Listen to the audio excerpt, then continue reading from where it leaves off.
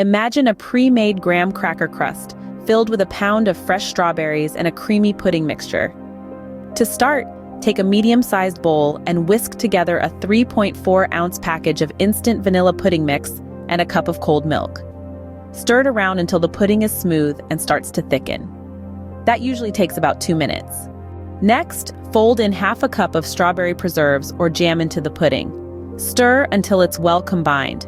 If you make your own jam or preserves, that is even better.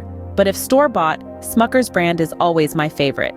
Now arrange half of the hulled and halved strawberries on the bottom of the graham cracker crust.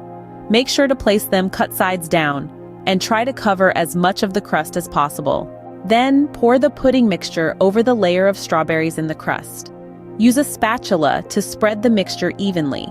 Once that's done, it's time to arrange the remaining strawberries on top of the pudding layer.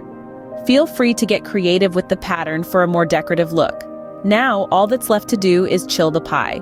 Refrigerate it for at least 4 hours or until the filling is set and the pie is thoroughly chilled.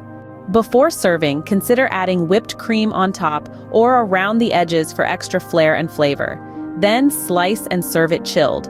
This recipe makes one 9-inch pie, which typically serves 8 people depending on the size of the slices.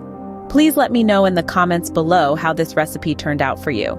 As always, the recipe is in the description.